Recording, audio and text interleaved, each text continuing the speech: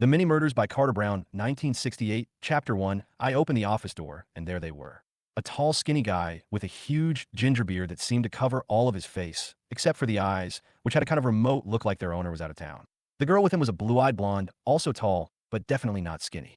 The thin fabric of her t-shirt stretched tight across the swell of her thrusting breasts and was punctuated by her nipples. Her jeans fit like they were 3 sizes too small for her and made a special kind of invitation out of her Venus mound. "Hi, man," the guy said nervously. "Hi," I said. "You're like D. Boyd?" "I'm very like D. Boyd," I assured him. "In fact, I am D. Boyd." "That's great." He looked at the girl hopefully. "Isn't that just real great?" "We took advice from a cop," the girl said briskly. "A Captain Shell." It made Hank so nervous, like socializing with a cop. He rolled himself the biggest joint in the world right afterward and insisted on smoking it before we came to visit with you. "Yeah, right," the guy said gratefully. "Can we come in?" the blonde asked. The office is above one of the antique shops on the main drag of Santa Bahia. With it comes a 2-room apartment, so everything is real neat, if not downright cozy. I found chairs for the both of them, then sat in back of my desk and tried to look professional. "You're Danny Boyd," the girl said, "and you're a private detective, right?" "Right," I agreed. "This is Hank Burrows, and he's her road manager." "Road manager," I echoed. "I'm Jenny Kopchek, and I'm her manager." "You're her manager, and Hank here is her road manager." He stiffed a hip blankly. "Who her?" "That was stupid of me." She smiled, showing flawless white teeth. "Cuddles." Suddenly, all was made clear. A group called The Labyrinth played heavy metal rock like nobody had ever played it before. Cuddles sang with them, and sometimes without them. I had never seen a live performance, but I had seen her on television.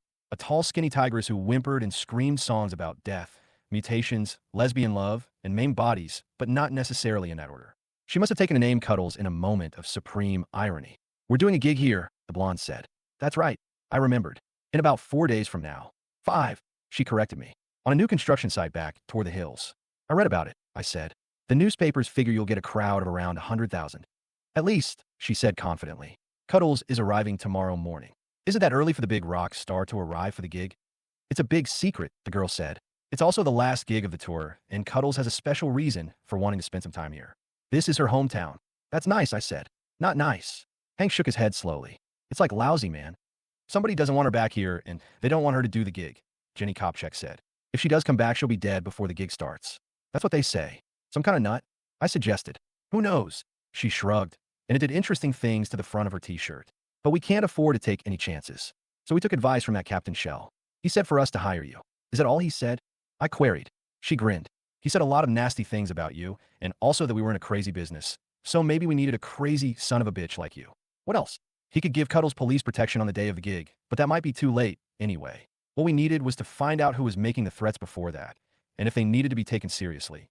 If you could prove to him they needed to be taken seriously, he'd take care of it. He's all heart, that Captain Shell," I observed. "My guess is he figured we might be trying to pull some kind of publicity stunt," she said. "With Cuddles and the Labyrinth, who needs it?" Hank asked the wall in back of my head. "It's a business proposition," the blonde said. "We pay you $1,000 now, and a further $2,000 when the gig is over and Cuddles is safely on the plane flying back to New York." "The money sounds okay," I said. "What do you want me to do for it?" "Find out whoever it is who's threatening Cuddles and stop them from carrying out their threats," she said. I figure it was a stupid question in the first place. "You want to talk with Cuddles?" Jenny Kopchek said practically. "A friend's driving her, and she'll be here late tomorrow morning.